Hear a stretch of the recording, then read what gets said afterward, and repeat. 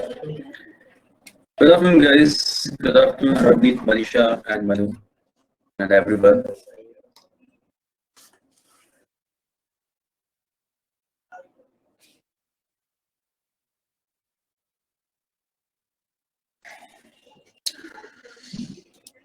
Okay, तो क्या चल रहा था हमारी क्लास में लास्ट टाइम? फिर वो भी आर्टिकल्स हमने कंप्लीट कर लिया था या फिर कहाँ पे थे हम लोग? We were doing some exercise.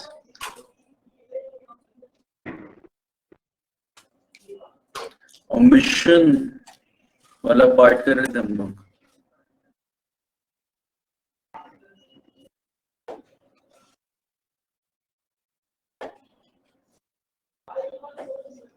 Here.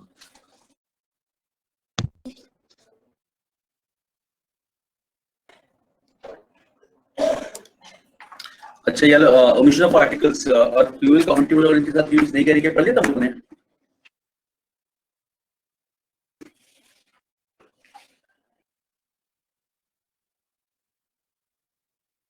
अच्छा ये करना था. ओके हमने यहाँ तक कर लिया था, है ना? Till what the hell, wait. Okay हम लोगों ने यहाँ तक कर लिया था कि हम लोग अनकाउंटेबल नाउन्स यानी कि जो हमने names of substances and abstract nouns इनके साथ में हम यूज नहीं करेंगे, है ना? ऑनेस्टी वाला एग्जांपल में भी यहाँ पे किया था हम लोगों ने. यस निशा.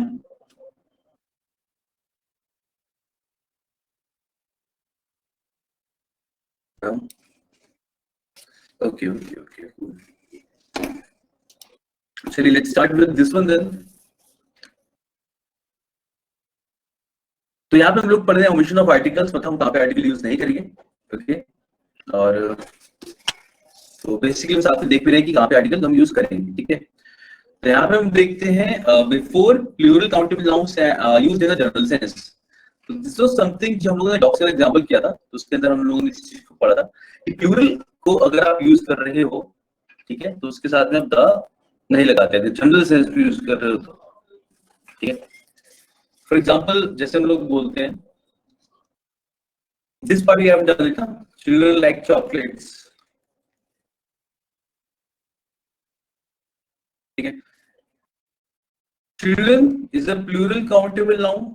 ठीक है, इसके साथ आप यूज कर रहे हो, इसे यूज कर रहे हो जनरल सेंस में. ठीक है, जनरल सेंटेंस के अंदर, तो इसके साथ हम लोग द नहीं लगाएंगे. तो चिल्ड्रन लाइक चॉकलेट ठीक है, एक जनरल सेंटेंस है, तो उसके साथ आप द यूज नहीं करोगे. सिमिलरली कंप्यूटर्स यूज्ड इन, या फिर ऐसे बोल सकते हैं, if you have to write a general sentence, computers are used इन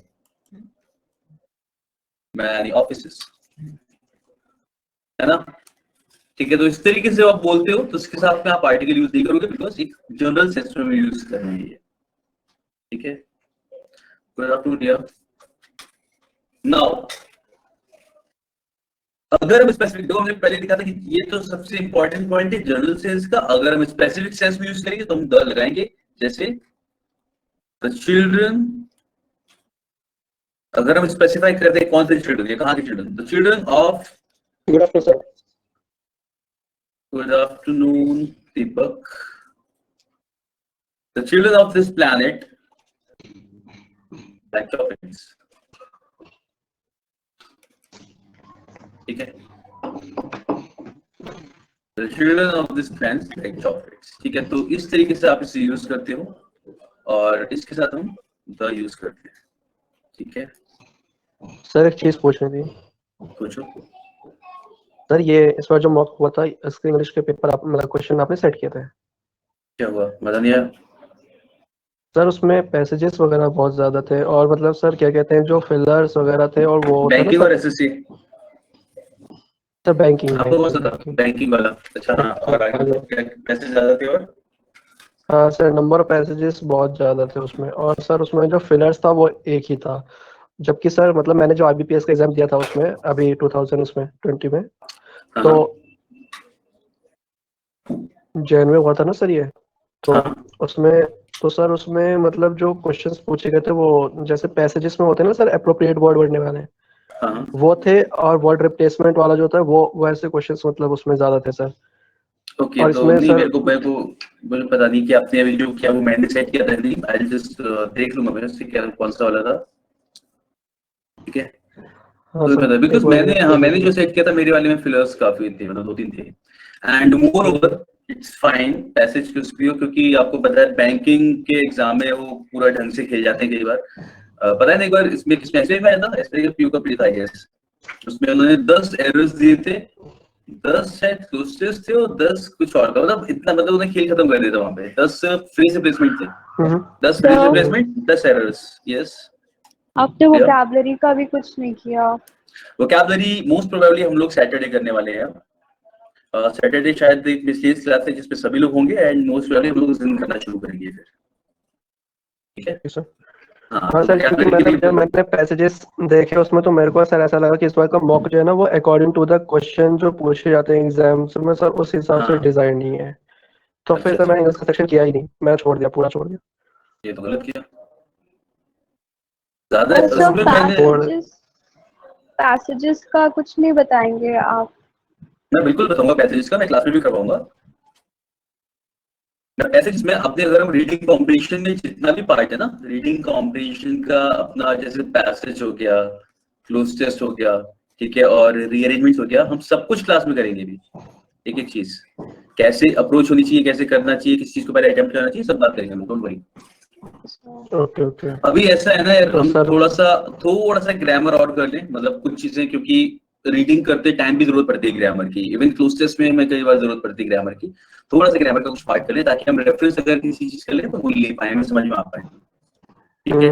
उसके सर साथ हम लोग स्टार्टर वगैरह भी मतलब इसमें नहीं थे, इसमें क्या नहीं थे, जो स्टार्टर्स होते हैं ना, स्टार्टर्स स्टार्टर्स वाले जो डॉक्यूमेंटेशन। बेसिकली कनेक्टिव टाइप के जो वो होते हैं हाँ सेंटेंसेस, हाँ हाँ जैसे आते हैं कि हाँ there are 2 sentences given and you have to join them, और बताओ कि किससे शुरू कर सकते हैं, क्या कनेक्ट हाँ कर हाँ सकते हैं, ऐसा। हाँ सर, हाँ वही वही जो स्टार्टर होते हैं सर, जो स्टार्टिंग से ज्वाइन करते हैं ना अकॉर्डिंग टू द सेंटेंसेस। तो सर हाँ वैसे उसमें वो भी मतलब बिल्कुल ना के बराबर दिखे सर, इसलिए मतलब मेरा मूड ही खराब हो अरे गया, मैंने छोड़ दिया पूरा इंग्लिश का मूड का सेक्शन। देखो, एक चीज बता दो तुम्हें, पैटर्न एग्जाम में कुछ एक्सपेक्ट करके जाना ही मत, ये अभी के लिए बता रहा हूँ बिल्कुल सही, क्योंकि जिस टाइम पे मैं पैटर्न बता रहा हूँ, although I am not sure कि यार पेपर मेरा वाला था, ठीक है, और किसी का भी हो, बिल्कुल भी निराश हो उसके लिए, मतलब पहले से एक दिमाग में अज्यूम करके जाना ही नहीं कि पेपर ऐसा मिलने वाला है, ठीक है, कि 5 क्वेश्चन वाले मिलेंगे, 5 ही वाले मिलेंगे, बिकॉज एग्जाम में क्या है ना, कृतिका आवाज मेरे ख्याल से आपके यहाँ नेटवर्क को होगा इशू, मेरे ख्याल से सबको आवाज आ रही है, आवाज आ रही है ना? हाँ जी सर, हाँ जी सर, आ रही है।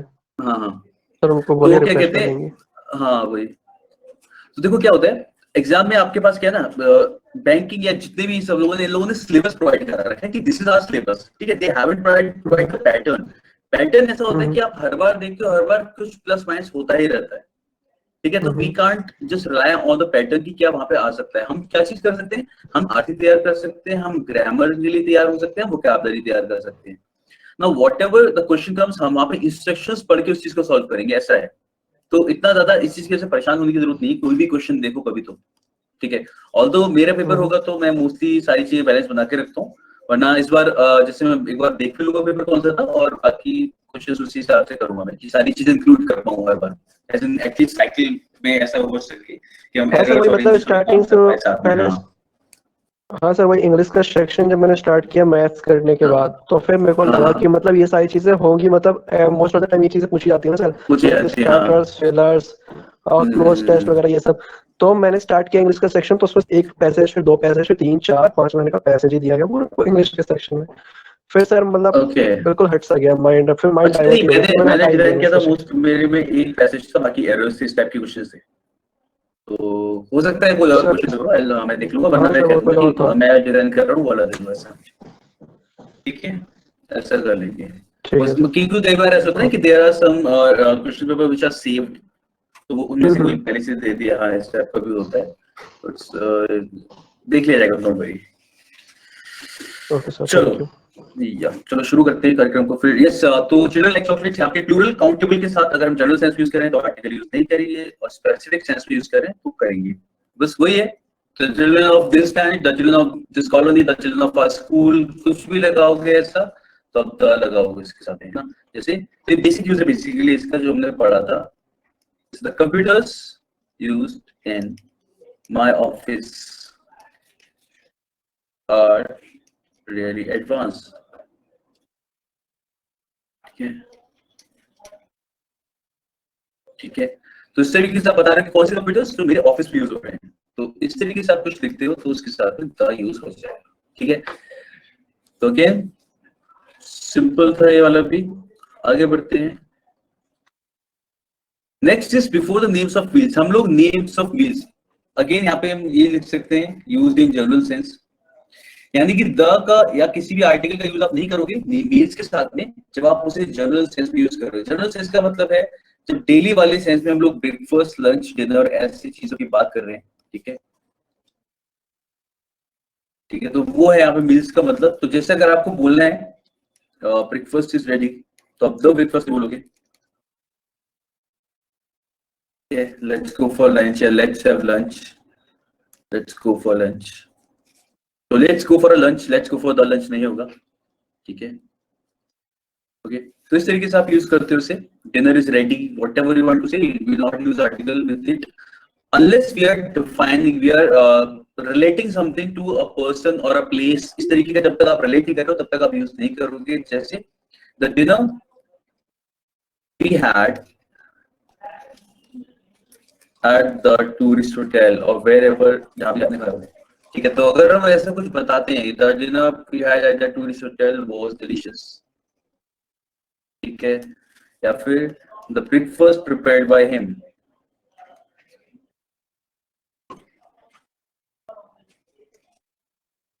ऐसा कुछ, ठीक है, आगे जो भी बोल रहा हूँ। तो जब ऐसा कुछ डिफाइन कर रहे हो तो आप उसके साथ यूज करते हो।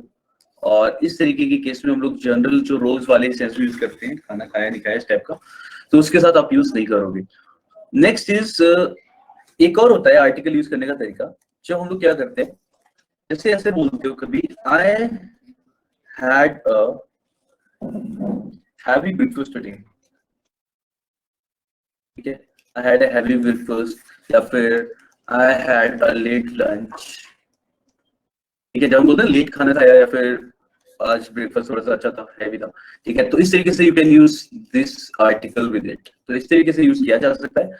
और बाकी तो इस रूल को फॉलो करेंगे और जनरल सेंस में हम लोग यूज नहीं करेंगे आर्टिकल इसके साथ में, ऐसे वाले केस में। क्लियर है?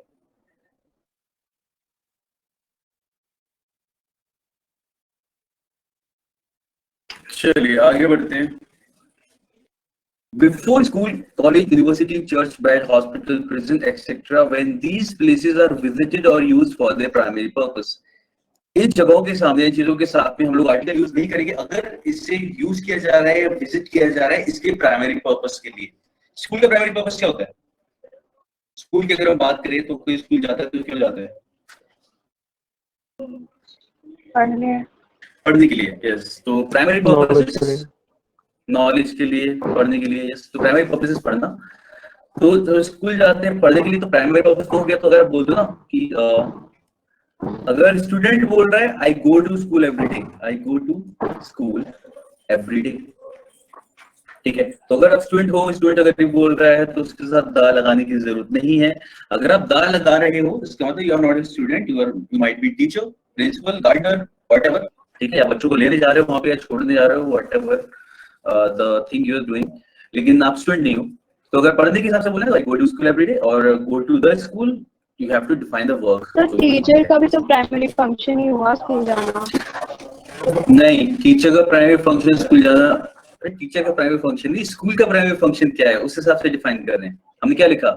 When these places are visited or used for their primary purpose, इन जगहों का प्राइमरी पर्पस क्या है? तो क्या ऐसे बोलेंगे teacher is going to the school? या इसके लिए अलग से एक प्रावधान है इसके अंदर, that if a person is using, if a person is writing a sentence where he has to define his workplace, अपनी workplace की बात कर रहा है तो ऑफिस के लिए हम लोग द लगा के शो करते हैं, हमेशा वैसे रिप्रेजेंट करते हैं। I am going to the office, I am going to the coaching, I am going to the whatever your workplace is, वहां पे आप द लगाते हो उसके साथ में। राइट? Yes sir. ओके, तो इस तरीके से हम लोग यूज करते हैं। तो अब देखा जाए ना तो ये चीज है कि आदमी का प्राइमरी पर्पस, जैसे टीचर का प्राइमरी पर्पस हो सकता है स्कूल जाना, लेकिन स्कूल का प्राइमरी पर्पस होता है पढ़ना। मतलब इंसान स्कूल जाता है पढ़ने के लिए, ऐसा। ठीक है, वो गाना आता था ना स्कूल चले हम वाला, तो उसमें टीचर्स थोड़ी आ रहे होते थे, स्टूडेंट जा रहे होते थे, ऐसा वो मतलब। टीचर्स भी जा सकते हैं, स्कूल चले बोलते हुए, it will look nice. So next is जैसे और टेक्स करें, we go to the church on Sundays. So we go to church on Sundays. If you are talking about कि प्रेयर के लिए जा रहे हो, we go to church on Sundays. Sundays मतलब every Sunday. तो इसके साथ आप द लगाओगे ऐसे, ठीक है। अच्छा, ऐसा नहीं है कि इनके साथ द लगेगा ही नहीं, मतलब ऐसा नहीं है कि इनके साथ द लगेगा ही नहीं। जैसे कि स्कूल है, अगर आप किसी और ऐसे बोल रहे हो, the school is very near my home, is very near my home,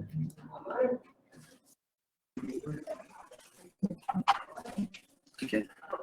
या फिर I am going to the school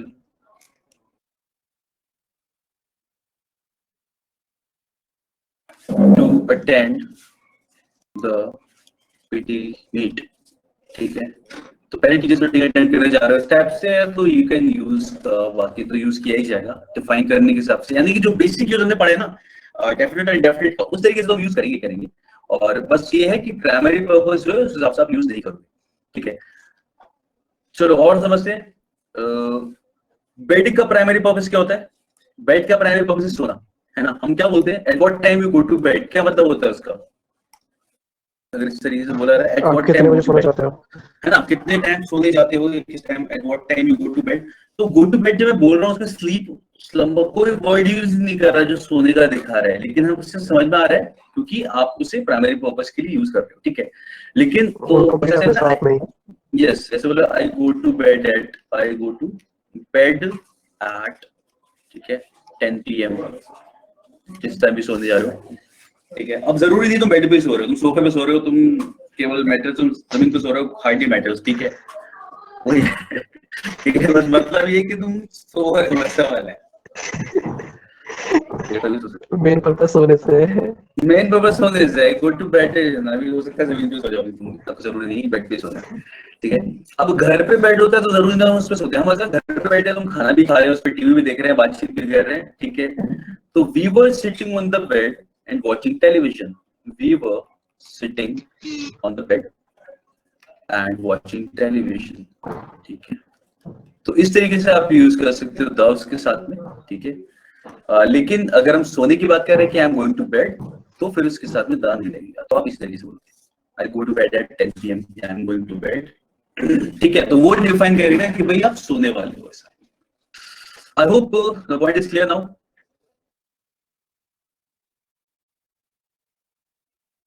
समझ में आ गया? हाँ जी सर, आ गया।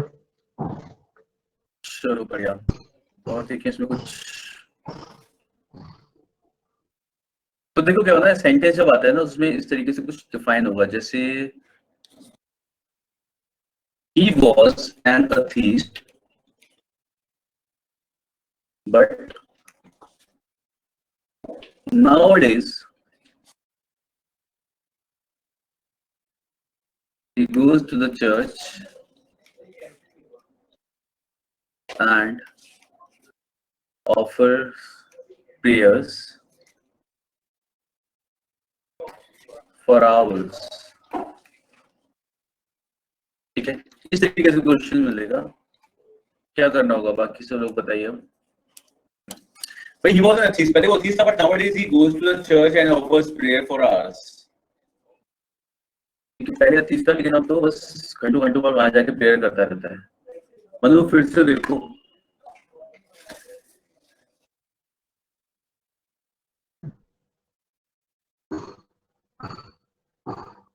क्यों जा रहा है वो चर्च? प्रेयर करने आ रहे हैं ना, दो नहीं होगा ना, हाँ दा नहीं होगा, यस देखो मनु, और इंटू यस से यहाँ पे दा नहीं आएगा, बिकॉज हमने क्या कहा था, प्राइमरी पर्पस, चर्च का प्राइमरी पर्पस क्या है? प्रेयर करना, ठीक है, प्रेयर करने जाता है इंसान वहां पे, ठीक है। तो उसके साथ आप द यूज नहीं करोगे, तो he was an atheist but nowadays he goes to church and offers prayer for hours, ठीक है। तो इस तरीके से आप यहाँ पे द यूज नहीं करोगे प्राइमरी पर्पस के हिसाब से, ठीक है। वही है ना कि क्या बोलते हैं, I'm going to hospital and I'm going to the hospital। कोई इंस्टीट्यूशन आ जाए तो तुरंत ही चेक कर ले, क्या कि ये मतलब कोई भी इंस्टीट्यूशन, हाँ यप बिल्कुल सही, यस, ठीक है। वही है जैसे हॉस्पिटल है, I am going to hospital, I am going to the hospital, ये भी इसी तरीके से काम करता है। हॉस्पिटल इंसान जाता है चेकअप कराने के लिए, ठीक है, फॉर द इलाज जो भी अपना कराना है वो, ठीक है। तो उसमें लिखा है I am going to hospital, that means you are going for your own checkup and you are going, I am going to the hospital, इधर यू आर डॉक्टर और you are going to see someone, किसी को देखने जा रहे हो, वहां पे मिलने जा रहे हो किसी से, ठीक है। तो बस ये हो सकता है, इस तरीके से आप डिफाइन करते हैं, इस तरीके से आप सोचते हो कि लगाना है या नहीं लगाना है, इस तरीके से, ठीक है। चलिए आगे बढ़ते हैं, I hope this is clear. Next आता है हमारा, इसमें एक्सपर्ट देखते हैं जहां पे आर्टिकल यूज नहीं करना है, उसमें होगा before the noun, after the words like elected, declared, appointed, made भी लगा सकते हैं, एक्सेट्रा, ठीक है। दीज आर द वर्ड्स जो हम जनरली यूज करते हैं टू डिफाइन या फिर टू जैसे किसी को नई पोजीशन मिली हो, ठीक है, इन एनी, जैसे he was elected chairman of the board, ऐसे करके बोलते हैं। तो यहाँ पे नाउन का मतलब है positions generally held by one person, generally held by one, ठीक है। जो ज्यादातर एक इंसान होल्ड करता है उस पोजीशन को, उसके साथ हम लोग द नहीं लगाएंगे। For example what I am trying to say is, अगर मुझे बोलना है उसे टीम का कैप्टन डिक्लेयर कर दिया गया, कैसे बोलेंगे? ही वाज डिक्लेयर्ड, कैसे करेंगे? कंप्लीट करो इसे। He was declared as the captain. ठीक है, एज द कैप्टन। तो this is like reflex action, हमारा बिल्कुल रिफ्लेक्स एक्शन होता है, he was declared as the captain of the team, ऐसे, ठीक है। तो ये बिकॉज हम लोगों ने बोला हमेशा इस तरीके से, now you have to keep it in mind, भाई अगर आप इस तरीके से बोल रहे हो, किसी को नई पोजीशन दी जा रही है, at that time you will not use the, ठीक है। He was declared as captain of the team, या फिर एज ही हटा दो, he was declared captain of the team, ये सेंटेंस ऐसे सही होगा, ठीक है। सुनने में कितना भी और डराओ और ऑकवर्ड लग रहा हो, but this one is correct. समझ में नहीं आता ये गलत गलत बोलना कौन स्टार्ट किया है? ये सब है, सब हम ही लोग हैं, और कौन है? क्यों वजह से बस यही सब रहता है दिमाग में। या अब पता है एज एक बार को चल जाएगा, फिर द बिल्कुल भी नहीं चलेगा। ही was declared captain of the team. I don't know, पता है कितने सारे वो सीरियल्स या मूवीज ऐसे दिखाते हैं जिसमें इंसान किसी में फालतू में एक्स एक्स्ट्रा लगा दे रहा है, कहीं पे भी द यूज कर ले रहा है, कहीं पे भी ए यूज कर ले रहा है, ठीक है। तो this is the problem, is the इस तरीके से हाँ वाईफाई में आता था ना। मैंने आई गेस मैंने टीवी पे कुछ भी नहीं देखा, but this was the thing, काफी टाइम पहले मैं थोड़ा बहुत जो देखा था, मैंने यही देखा था और उसी इंसान की वजह से देखा था। ये वो बात वो ऐसे होता है, yes madam, the problem is the you have to do this, the madam will come to the office is the, और हम जाएंगे इज द, ठीक है। तो ये है कि इंसान द ऐसे मेरे ख्याल से वहीं से आता होगा, गूगली तो नाइस, इंस्पेक्टर गूगली, बिल्कुल है, बढ़िया, ठीक है। तो इस तरीके से मेरे ख्याल से लोग यूज करना शुरू करते हैं। कई बार ऐसा होता है ना कि हमें लगता है या फिर जहां से भी आया होगा, लोग द और ये चीज लगा लेते हैं और अनकॉन्शियसली लाइक ना ध्यान देके नहीं बस यूज करना शुरू कर देते हैं और it becomes a part of the system. अब कॉमन लिंगो का पार्ट बन जाता है, सब यूज कर रहे हैं तो सब बोल रहे हैं, तो हमने भी सुन के बोलना शुरू कर दिया। इट्स नॉट लाइक कि अभी हम जो इंग्लिश बोल रहे हैं ना, वो हमने पढ़ के नहीं सीखे रूल्स, वो हमने सुन के सीखी है, जितना सुना है, जितना रीडिंग करा है उस हिसाब से। तो सर क्या नेटिव्स भी ये सब करते होंगे? नेटिव्स तो दुनिया भर की गलती करते हैं। तुम्हें पता है दुनिया की सबसे करेक्ट इंग्लिश कहाँ बोली जाती है? लाइक लॉजिकली वो जो रूल्स के हिसाब से सबसे करेक्ट है, प्योर इंग्लिश से बोलेंगे वो इंडिया में। यस, इंडिया सबसे करेक्ट इंग्लिश बोलता है दुनिया में, सबसे मतलब ऐसे जो मतलब ये सही में फैक्ट है। हाँ ये फैक्ट है, बता थोड़ी रहा हूँ। The reason is कि आप देखो जरा, हम लोग जो बोलते हैं ना, हम लोग ग्रामर के हिसाब से बोलते हैं, हम लोग पढ़ते हैं, जितने भी लोग बोल रहे हैं वो ग्रामर के हिसाब से पढ़ा है बहुत हद तक। अमेरिकन सबसे गलत बोलते हैं, मेरे ख्याल में ब्रिटिश थोड़ा बहुत सही बोलते हैं। ये प्रॉब्लम बिल्कुल वैसी है जितना हम लोग हिंदी गलत बोलते हैं, हिंदी हमारे से बोल जाती है, अलग अलग जगह के हिसाब से देखो। हाँ ये एग्जैक्टली, ठीक है, आधे लोग पता नहीं फॉरेनर्स जो पढ़ते होंगे हिंदी वो ज्यादा बेटर बोल पाते होंगे। देयर इज अ चांस, ठीक है। ऑल्दो हम लोग हमारे यहाँ व्याकरण लोग पढ़ते हैं, व्याकरण पढ़ते समय पता चलता है ना कि देयर आर सेवरल थिंग्स जिसपे हमें ध्यान देना चाहिए बोलते समय, हाँ ठीक है। ये और तो अच्छा है। यहाँ पे देखो, यहाँ पे जो जियोग्राफिकल थोड़ी बहुत जो डाइवर्सिटी है अपने यहाँ की, उसके हिसाब से आप देखोगे अलग अलग रीजन में लोगों की चेंज होता रहता है। हिंदी पे हाँ चेंज हो जाती रहती है। तो वो शुद्ध हिंदी नहीं बोली जा रही है, वो बस बोली जा रही है, ठीक है। अभी कई बार ऐसा ऐसा कुछ होता है है कि ना कि बारिश हो रही है। हर 20 किलोमीटर में चेंज होता है एक्सेंट यहाँ इंडिया में, हाँ सुना ऐसा है मैंने, कुछ। ऐसा था कुछ। हाँ यस, बोलते हैं बिल्कुल ऐसा। कोई रीजन के हिसाब से लोग बदलना शुरू कर देते हैं बोलने का तरीका, हाँ ठीक है।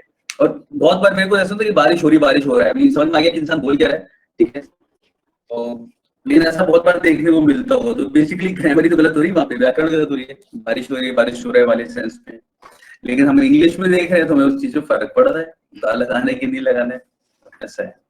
तो हिंदी को हम समझ लेते हैं, वैसे उनके इंग्लिश के साथ है। तो इंग्लिश में उनकी मतलब लैंग्वेज है, उन्होंने बोल के सीखना शुरू किया, अडेप्ट किया है, बस तो उसे फॉलो कर सकते हैं, अरे ठीक है। यार क्या लोग सोचते हैं पढ़े लिखे हैं भाई, इतनी अच्छी इंग्लिश बोल रहे हैं। क्या चीज? अमेरिकन को तो यहाँ के लोग सोचते होंगे इतना अच्छा ज्यादा पढ़े लिखे और बिल्कुल। और टैलेंटेड। ये इस तरीके की चीज ना कि वहां पे person he might be illiterate, लेकिन फिर भी इंग्लिश ही बोलेगा ना वो, ऐसा है। हाँ हाँ वही अब वही मैं उसकी देख के मदर आता। टंग है तो वही बोलेगा। हाँ, लेकिन हमारे अब यहाँ पे थोड़ा सा ऐसा होता है कि इंसान अंग्रेजी बोल रहा है तो पढ़ा लिखा है, तो शायद हो सकता है उसे लाइन में आगे लगा देना चाहिए अपने, धारणा ही गलत बन और जाती है। उसका फोटो भी लेना चाहिए, ऐसा कुछ। पर सर इंडिया में ही पता है इंग्लिश के पीछे भागते हैं, जबकि कोरियन कंट्रीज भी मतलब अपनी लैंग्वेज को ज्यादा तवज्जो देते हैं वो लोग, अच्छा लेकिन मतलब अभी एशियन कंट्रीज। हाँ वो तो है, लेकिन अभी अपने साथ ऐसा है कि now English is a global language. अभी अगर हाँ दुनिया से बात करनी है और हम लोग की एंड ऑफिशियल भी तो बन गई है इतनी, ऑफिशियल बन गई है, बिल्कुल बहुत सारी जगह पे यही यूज किया जा रही है, बिल्कुल, ठीक है। जबकि कोरिया में मतलब ऑफिशियल उनकी कोरियन है, मतलब मोबाइल में भी वो लोग कोरियन ही यूज करते हैं, इंग्लिश नहीं आता, तो वो लोग अपनी पता ये लैंग्वेज को इतना इम्पोर्टेंस देते हैं एक्चुअली। ठीक है, वही है कि अभी हिंदी को तो इम्पोर्टेंस देना चाहिए, लेकिन अभी ऐसा है कि जो फैक्ट चला उस हिसाब से मेरे बस एक्सेप्ट करना पड़ेगा, ये है मतलब कि अभी हमारा ग्लोबल लैंग्वेज है तो हमें इंग्लिश में सीखनी पड़ेगी। एक और चीज मेरे को दिखती है, if you have to learn another language, तुम कोई और भाषा सीखना चाहो, फ्रेंच जर्मन, मेरी कहीं और जा रहे हो, ठीक है, ऐसा है, तो एक लैंग्वेज तो हमें आनी चाहिए ना जो ब्रिज की तरह काम करे। लाइक अभी वी आर स्टडीइंग इंग्लिश, अभी इंग्लिश हम लोग सीख पा रहे हैं बिकॉज हमारे बीच में ब्रिज है हिंदी, ठीक है। तो वो लोग जो सच में, मैं उनसे बात कर रहा हूँ, जो भी लोग आगे दूसरी लैंग्वेज भी सीखने का मन है किसी का, ठीक है, कोई और बाहर फॉरेन लैंग्वेज सीखना चाहते हो, तो जो इंग्लिश हमारी किसी तरह ब्रिज की तरह काम करेगी, तो उसके लिए भी इंग्लिश जरूरी है, ये चीज है। तो ठीक है, अभी जो चीज जरूरी है वो है बस ऐसा, तो बाकी तो हम सीख रहे हैं बढ़िया। और इसमें ऐसी चीजों की टेंशन लेने की जरूरत नहीं है, तो पढ़ के 2-3 बार में समझ में आ जाता है। अभी हमें पता चल गया, नेक्स्ट टाइम हम ऐसी गलती करेंगे नहीं। ही was appointed principal of the school, ठीक है। अभी हमें ऐसा लग रहा है इसे पढ़ने के बाद कि आई गेस ऐसा लगता है कि क्वेश्चंस में हमें ध्यान रखना है, बट यू विल नोटिस कि नेक्स्ट टाइम अगर आप इसे बोल भी रहोगे ना तो आपके बोलने में ही आ जाएगी ये चीज कि was appointed principal of the school, he was appointed as the, आप बोलोगे नहीं, ठीक है, of the school. He was elected chairman of the board. He was elected chairman of the board. तो इस तरीके से इनके साथ में आप द लगाने की जरूरत नहीं है, of the board, whatever you want to say, ठीक है।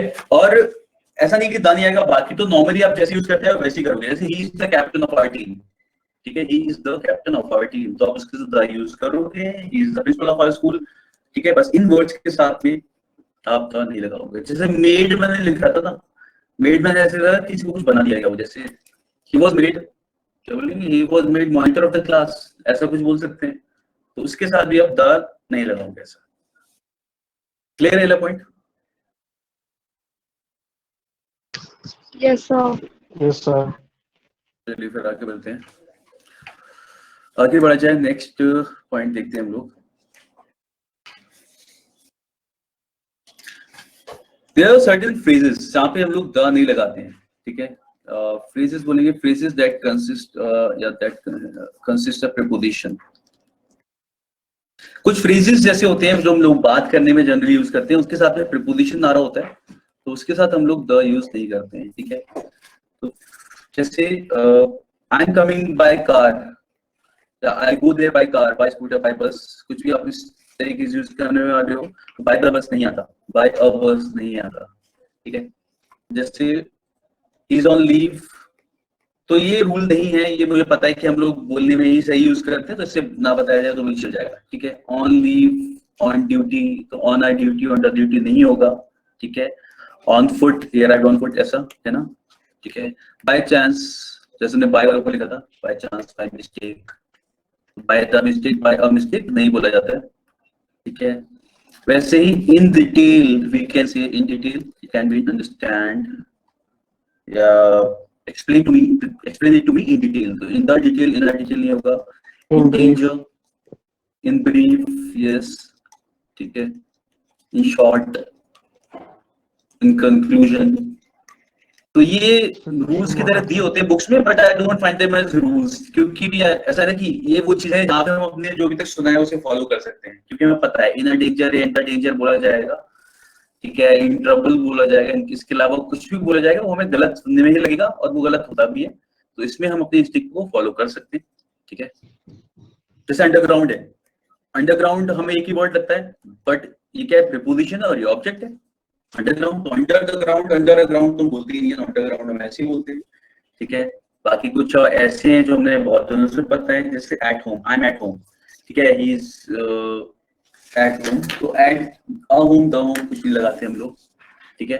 तो इनके साथ में आप आर्टिकल यूज नहीं करते हो, and honestly I don't find them as rules, I just find कि हाँ भी ये हमें पता है, बस रिमाइंड करा दिया क्या कि इसमें जो आर्टिकल यूज नहीं कर रहे हो वो ठीक है, ऐसा, ठीक है। चलिए और देखिए इसमें क्या रह गया,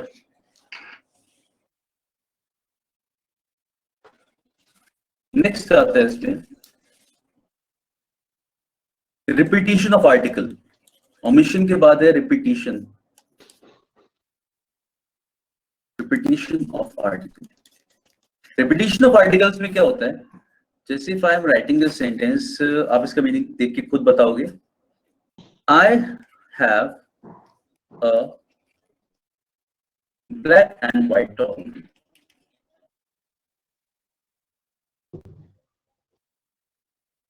I have a black and a white dog। Difference clear हो रहा है? Yes sir. कहाँ गया डिफरेंस? नीचे। या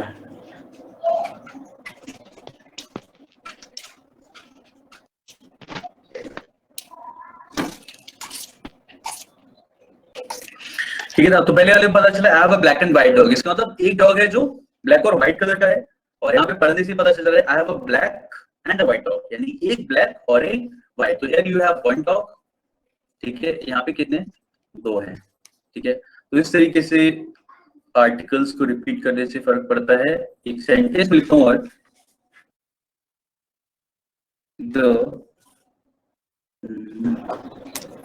the question is the sentence,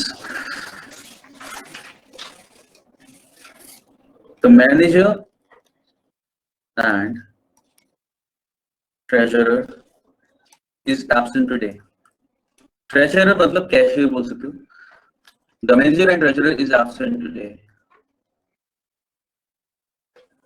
क्या मतलब हुआ, क्या समझ में आया इससे? सर जो मैनेजर और ट्रेजरर है आज छुट्टे पे हैं।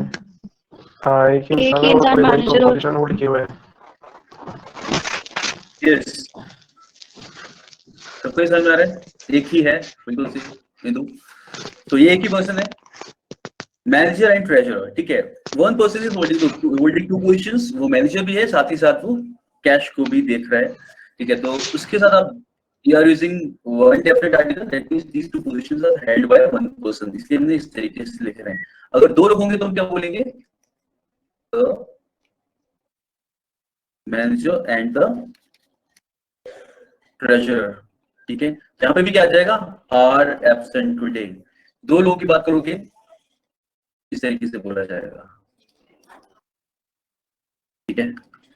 मैनेजर ट्रेजरर absent है, what does it mean, bank पता नहीं कौन चला रहा है, ठीक है। तो manager and treasurer is absent, are absent today. तो यहाँ पे दो लोगों की बात हो रही है। इस पे क्वेश्चन देखो कैसे आएगा, कुछ ऐसा आता है, the poet and philosopher have arrived. You will get some question like this, ठीक है। The poet and philosopher have arrived. तो अभी क्या करेंगे, has आएगा यहाँ पे, है ना। देखो इससे देखा जाए तो सेंटेंस करेक्ट ऐसे भी हो जाता, the poet and philosopher have arrived, तब भी ठीक लग रहा है। लेकिन बिल्कुल सही, हम लोग चीज जो करते हैं हमेशा वो भी करते हैं, क्योंकि अगर आप यहाँ पे ज्यादा बात होगा ऐसा लगेगा कि we are changing the fact of the sentence. So there is some fact provided in the sentence that these are not two different persons. एक ही इंसान है, who is a poet and philosopher as well. तो उसके साथ आप use करो तो fact को चेंज नहीं करना होता है हमें, तो यहाँ पे क्या करेंगे, हैज लगा देंगे, सेंटेंस इज करेक्ट नाउ, ठीक है। तो चलिए बढ़िया है, बिल्कुल आगे बढ़ा जाए। ये कैसे बेसिकली आप एरर्स देख रहे हैं या फिर मतलब सेंटेंस को कंपेयर कर रहे हैं? ट्रेजरर मतलब द मैनेजर एंड ट्रेजरर, एक था इज एब्सेंट टुडे, दूसरा था are absent today. These are examples, ठीक है, these are examples। मैं इसमें एरर नहीं दिख रहा, मैं आपको बता रहा हूँ। यहाँ पे देखो, द मैनेजर एंड ट्रेजरर, यहाँ पे क्या है, एक ही पर्सन है, इसलिए मैंने क्या यूज किया, इज यूज किया। और यहाँ पे क्या है, दो लोग हैं, the manager and the treasurer, तो मैंने क्या यूज किया, आर यूज किया, ठीक है। क्वेश्चन आपको इस पे कुछ इस तरीके से मिलेगा जो मैंने अभी लिखा था वाला, ये क्वेश्चन ऐसे मिल जाएगा, हैव, ठीक है। तो आपको क्वेश्चन पढ़ के इसमें पता चल जाएगा कि देयर इज समथिंग मिसिंग, क्योंकि द पोएट एंड फिलोसोफर बात एक ही इंसान की चल रही है, बट हमने वर्ब कैसे लगाया, प्लूरल, तो हम यहाँ पे क्या लगा देंगे, हैज। ये चीज करेंगे बस, ठीक है। तो मतलब क्वेश्चन इस तरीके से पूछा जाएगा, बाकी दीज आर द सेंटेंसेस। चलिए आगे बढ़ते हैं। अच्छा देखो, ये वो तरीका है ना, नॉर्मली आप इससे यूज करते हैं, जैसे director and producer of the movie is this, ठीक है। तो आपको देखा होगा आजकल जो डायरेक्टर होता है भी, उनके पास सभी है ना, तो काफी सारे डायरेक्टर वो खुद ही प्रोड्यूस कर रहे थे मूवी को, तो उसके साथ आप क्या लगाओगे, एक ही बार लगाते हो, तो the director and producer of the movie is this person, ठीक है। और अगर अलग अलग लोग होते हैं तो आप दोनों साथ, the director and the producer of the movie, जो भी वो बोलना हो, ठीक है। तो हर एक जगह हम इसे यूज कर सकते हैं जहां पे हमें रिक्वायर्ड हो, ठीक है। चलिए आगे बढ़ते हैं। So I hope this is clear for everyone. Next आता है इसमें अच्छा, ये वाला पार्ट हम लोगों ने पढ़ा है जैसे कहती ऑफ यू वाला, नहीं सर, नहीं। चलो देखते हैं। देखो वैसे तो ये एडजेक्टिव्स हैं, मतलब वैसे ही पार्ट एडजेक्टिव के अंदर पढ़ा जाता है, ठीक है। लेकिन हम लोग अभी आर्टिकल्स देख रहे हैं, उसमें भी आर्टिकल्स से फर्क पड़ रहा है, ठीक है, इस तरीके से लगा रहे हैं, तो इसमें भी चेंज पड़ता है। तो हम इसे यहाँ पे समझ सकते हैं पढ़ने के से, क्योंकि क्वेश्चन मिलते हैं हमें। देखो few, there are two concepts, okay. एक फ्यू है और एक होता है जहाँ पे हम लोग लिटिल लिखते हैं। तो पहले तो मेरे को बताओ फ्यू और लिटिल में क्या डिफरेंस है, एक लिटिल और लिटिल ये भी पढ़ेंगे हम लोग अभी इसके बाद में। फ्यू शायद काउंटेबल के लिए यूज होता है क्या? Yes, and little is used with uncountable, ठीक है। तो दिस इज द डिफरेंस। बाकी इनकी डिग्रीज में जो अंतर है वो सेम होगा, मतलब बस काउंटेबल और अनकाउंटेबल का डिफरेंस इनके बीच में, मीनिंग इनका सेम आएगा। तो देखो क्या होता है, few means not many, hardly any.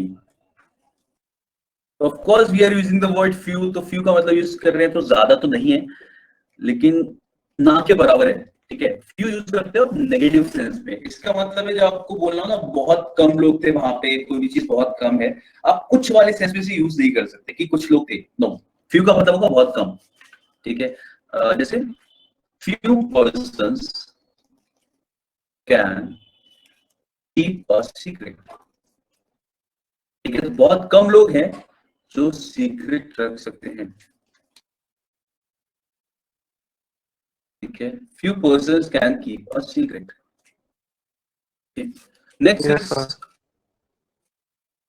I agree with this statement. Yeah, बिल्कुल सही. Next is a few. A few का मतलब होगा not many, of course not many, but some. यहाँ पे ये केस में है, ये पॉजिटिव सेंस में है. तो ये ऊपर वाला क्या है ना, ऊपर वाला बहुत कम, ऐसा होगा कि बहुत कम लोग जैसे कर सकते हैं. यहाँ पे कुछ लोग हैं ऐसा कर सकते नहीं बोल सकते. इसमें बोलोगे, इसी सेंटेंस में बोल सकते हैं हम लोग, a few persons can keep a secret. What's wrong with me? ठीक है, a few persons can keep a secret. तो इस तरीके से अब ऊपर वाले में क्या हो जाएगा, मतलब यहाँ पे बहुत कम लोग हैं, because you have to talk in negative sense, बहुत कम लोग. And here you have to say कि भाई सम पीपल आर देयर. ठीक है, कुछ लोग हैं जो सीक्रेट रख सकते हैं. तो ये हमारे जीवन के एक्सपीरियंस पे डिपेंड करता है, what we would like to say, है ना दीपक, की बात है ना. ठीक है, बहुत कम बोल रहे हैं, कुछ बोल रहे हैं, डिपेंड्स ऑन अस. बट हाँ, यहाँ पे डिग्री का डिफरेंस ये है, यहाँ पे बहुत कम, यहाँ पे कुछ. ठीक है, नेक्स्ट जो आता है इसमें वो आता है द फ्यू. ठीक है, द फ्यू का मतलब क्या होता है, नॉट मैनी. ऑफ कोर्स ये मैं हर जगह लिख रहा हूँ. नॉट मैनी का मतलब है भाई कहीं पे भी ये मतलब तो बिल्कुल भी नहीं कि ज्यादा लोगों की बात चल रही है. फ्यू यूज कर रहे हैं तो लोग तो कम ही हैं. Not many but all there are, जितने हैं उतने सब. तो द यूज कर रहे हो, डेफिनेट आर्टिकल कहीं ना कहीं तो कुछ ना कुछ डिफाइन करेगा ये. तो ये डिफाइन कर रहा है कि जितने भी हैं उतने सब की बात कर रहे हैं. तो ज्यादा नहीं, बट ऑल देयर आर, जितने हैं उतने सब. ठीक है, तो इसमें जैसे अगर आप बोलोगे the few friends he has are all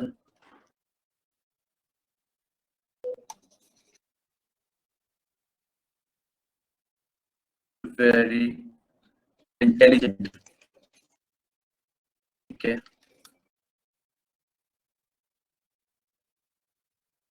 या फिर the few poems he has written. तो इसका मतलब है ज्यादा दोस्त तो नहीं है उसके, लेकिन जितने हैं वो सब ऐसे हैं. ठीक है, the few poems he has written, the few poems he has written are of great excellence. कि उससे ज्यादा पोएम तो दी हुई थी, लेकिन जितनी भी लिखी है दे आर एक्सीलेंट. ठीक है, आर ऑफ ग्रेट एक्सीलेंस. इस तरीके से आप यूज करते हो फ्यू एंड द फ्यू. ठीक है, और इस तरीके से डिफरेंस पड़ता है उसकी डिग्री पे. ठीक है, तो I hope this is clear. तो नेक्स्ट टाइम हम भी यूज करेंगे सेंटेंस में आराम से इस तरीके से कर पाएंगे. जहां कुछ बोलना हो, कुछ लोग थे तो अ फ्यू, एंड बहुत कम थे तो फ्यू बोलना है. ठीक है, बाकी जब डिफाइन करना हो कि जितने थे उनसे सब, उनके बारे में कुछ बोलना हो तो हम यूज करेंगे दिस द फ्यू थिंग. ठीक है, इसी तरीके से आता है लिटिल और little and the little and the little.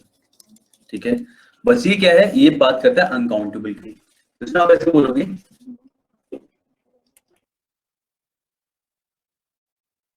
Little, मतलब अब तो ऊपर हमने क्या लिख रहा था, नॉट मैनी हार्डली एनी. अब लिटिल कैसा है, लिटिल है हमारा अनकाउंटेबल, तो मैनी की जगह हम लोग लिखेंगे much. Not much, hardly any. Any can be used in both. ठीक है, काउंटेबल एंड काउंटेबल.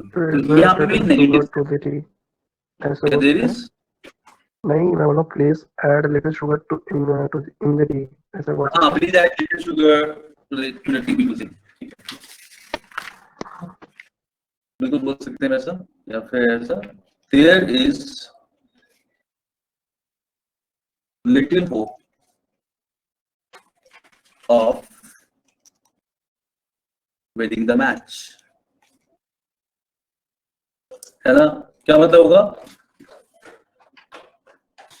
ज्यादा नहीं, बहुत थोड़ा सा उम्मीद है जीतने का. हाँ, there is little hope of winning the match, कि मैच जीतने की उम्मीद बहुत कम है. ठीक है, a little, again not much but some. Again, some can be used with both countable and uncountable, somewhat or some boys, you can say either of them.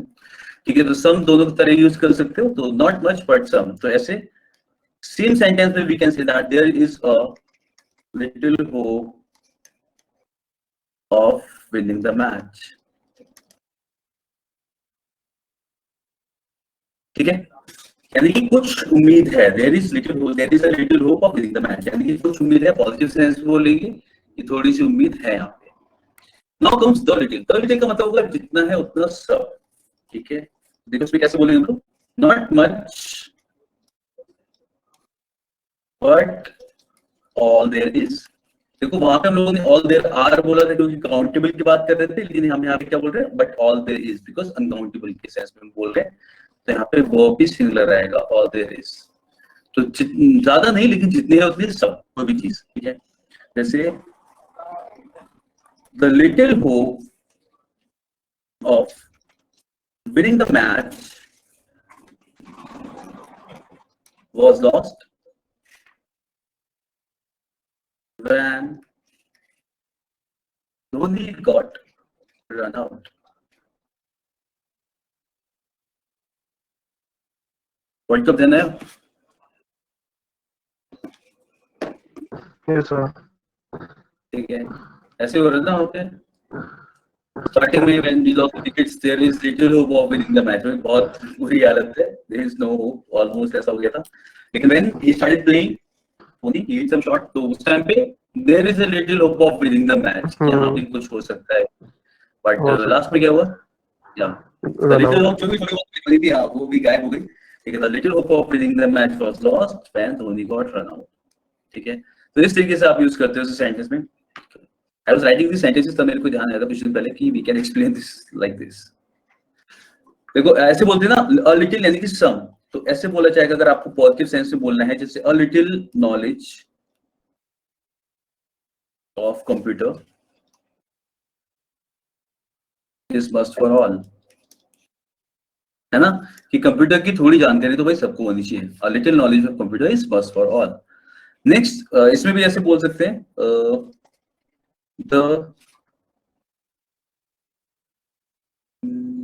what can we write, कुछ और example दो।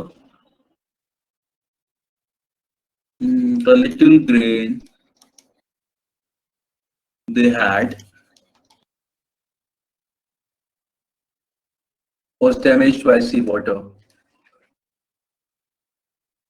ऐसा कुछ। ठीक है, कि जो उससे पता चला इनका बहुत ज्यादा नहीं था, लेकिन जितना भी था वो भी सी वाटर से डैमेज हो गया, गीला हो गया, सब कुछ, और डैमेज बाय सी वाटर। ठीक है, तो in this way you can use little, a little, the little, and few, a few, and the few. I hope things are clear, आप इसे यूज कर पाओगे बहुत अच्छी तरीके से। समझ में आया कॉन्सेप्ट इसका? Yes, sir. चलो, नाइस।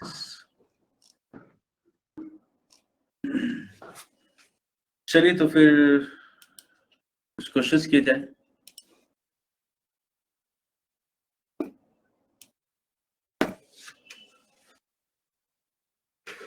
ठीक है, तो आर्टिकल्स पे बेस्ड कुछ एग्जांपल्स देखते हैं, कुछ एरर्स देखते हैं। यहाँ पे spotting errors, and you have to spot the error in the given sentence. तो जो भी रूल्स हमने पढ़े थे उसे थोड़ा सा ध्यान कर लो और आंसर बताओ। Convinces का ये से दा हटेगा सर? किससे? सेकंड वाले आदमी मैन से?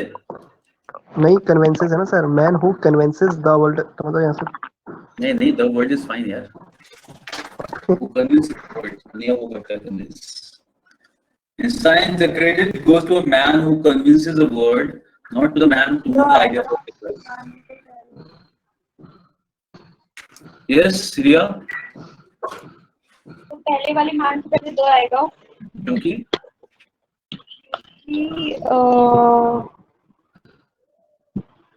क्यों आएगा, मतलब ऑब्वियसली क्योंकि वो डेफिनेट इंसान की बात हो रही है। एग्जैक्टली, क्योंकि वो डेफिनेट इंसान की बात कर रहा है। बिल्कुल, कौन से इंसान की बात कर रहा है? क्योंकि जो दुनिया को कन्विंस कर रहा है। नो इंदू, फर्स्ट से पहले हम लोग दा नहीं लगाएंगे यहाँ पे, बिकॉज याद करो मैंने क्या बताया था, first should be followed by a noun. ठीक है, हमने क्या बोला, तो उनका idea first occurs is a verb दिया ना, इसको पहली बार आइडिया आ रहा है, इसलिए मैंने आपको बताया था the first person, the first book, the first chapter, the 9th floor, ऐसा अगर आप कुछ बोल रहे हो तो हम उसका लगाते हैं सिंधु। नो सर, जो मैं यही बोल रही थी, जो मैन है वो द के मतलब द मैन। ओहो, ओ गॉट इट। हाँ जी हाँ जी। मैंने पता है क्या पढ़ा था ना, फर्स्ट के पहले आएगा था। चलो ठीक है, फर्स्ट मैन के पहले था आएगा, बिल्कुल सही सिंधु, करेक्ट। फर्स्ट मैन के पहले, बिकॉज हम इसे डिफाइन कर रहे हैं। In science the credit goes to the man who convinces the world. ठीक है, क्योंकि हम डिफाइन कर रहे हैं कौन सा इंसान जो दुनिया को कन्विंस कर ले रहा है, ना कि उस इंसान के लिए जिसको आइडिया पहले आया।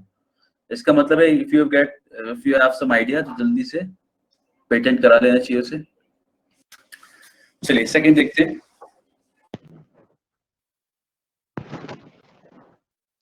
It is only after the war is over that people No error realize होगा। यस नहीं, एरर है।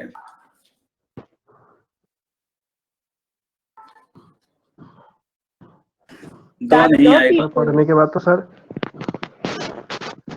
पढ़ने का सही लग रहा है सर पढ़ने के बाद तो सर बिल्कुल सही लग रहा है, कुछ एरर ही नहीं होगा सर।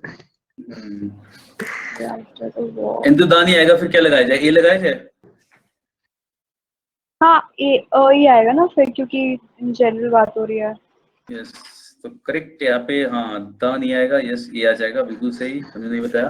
देखो, it is only after a war is over that people realise how bad it was. अब इससे समझते हैं क्यों था। देखो, पहली चीज प्रेजेंट टेंस में चल रहा है, they are not talking about a particular war.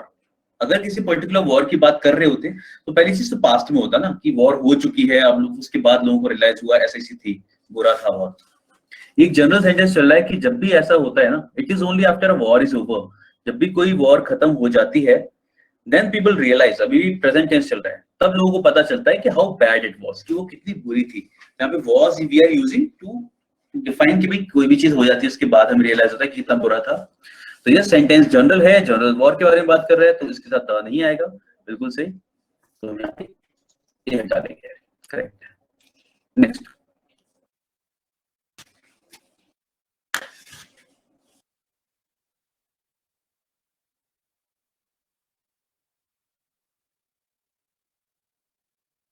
of the two answers, this is definitely better.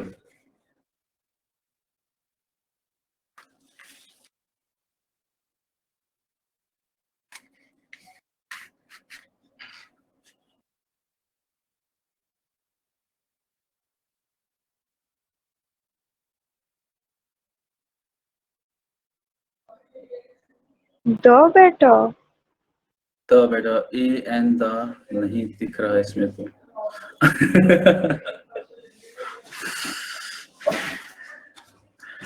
Yes, error है इसके अंदर। यस, इसमें क्या हो जाएगा? यस रिया, बिल्कुल सही, द बेटा। क्यों आएगा द बेटा? क्योंकि कंपेयर करके एक को सिलेक्ट किया। इनको ऐसा था ना कि इसमें ज्यादा अटैक करने के लिए नहीं मिल रहा कि ए एंड द कहीं दिख रहा हो तो इसे हटाएं या लगाएं, ऐसा कुछ करें। मोस्टली अगर हमें पता है आर्टिकल के एरर है तो वो देख रहे होते हैं ना इस तरीके का, कि ए एंड द दिखे कहीं पे और हम जल्दी से पकड़े, चलो इसमें क्या कर सकते हैं। तो यस, क्या पढ़ा था हमने? रिया क्या बोली थी? कि जब मतलब कंपेयर करके एक को सिलेक्ट किया तो यस, बिल्कुल सही। Of the two answers this is definitely the better. Yes, तो दो को कंपेयर करके हम एक को सिलेक्ट कर रहे हैं, तो this is definitely the better. ठीक है, क्लियर हुआ इंदु, मनु? यहाँ पे क्या आ जाएगा? Of the two answers this is definitely the better. चलिए नेक्स्ट देखते हैं, पांच तक करते हैं। हाँ, फ्यू फ्रेंड्स। अच्छा, यहाँ पे द ज्यादा अच्छा नहीं लगेगा? पढ़ के देखो इसे।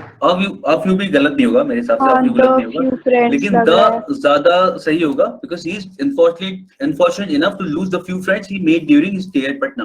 तो मुझे लग रहा है कि इसीलिए बताया गया है कि अनफॉर्चुनेट तरह कि जो थोड़े बहुत दोस्त बनाए थे पटना में रहने के दौरान, वो उसके दोस्त नहीं रहे। हाँ, वो दोस्त नहीं रहे। तो अगर ऑप्शन जैसा हो या कुछ भी हमारे पास लिखने का है तो हम द प्रेफर करेंगे, ऐसा लगता है। ठीक है, so he is unfortunate enough to lose the few friends he made during his stay at Patna. चलिए नेक्स्ट देखते हैं, fifth. I have been informed that Dr. Sinha visits Patna the following month.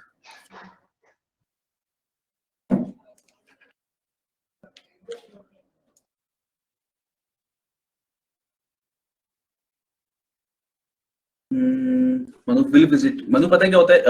जब हम लोग किसी sentence को आगे future में दिखा रहे होते हैं, फ्यूचर में if there is any schedule programme ठीक है, कोई शेड्यूल प्रोग्राम है तो उसको आप सिंपल प्रेजेंट टेंस में लिख सकते हो। तो visits is equivalent to will visit यहाँ पे, ठीक है। ये हम पढ़ेंगे जब हम लोग टेंसेस पढ़ेंगे, then I tell you this thing. तो जैसे the show starts at 2 PM, ठीक है, हाँ तो हम इस तरीके से बोल सकते हैं, तो वो ठीक है। तो बाकी क्या है, द नहीं आएगा यहाँ, द आएगा यहाँ पे। I have informed that Dr. Sinha visits Patna the following month.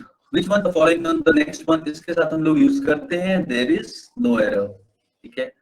I have informed Dr. Sinha that, अच्छा sorry, I have been informed that Dr. Sinha visits Patna the following month। तो आप इस तरीके से बोलते हो, तो कुछ नहीं, हम नेक्स्ट टाइम याद रखेंगे द फॉलोइंग मंथ बोला जाता है या फिर द नेक्स्ट मंथ आप बोलोगे इस तरीके से, क्योंकि हम यहाँ पे डिफाइन कर रहे हैं कौन सा मंथ, नेक्स्ट, फॉलोइंग, प्रीवियस, ठीक है।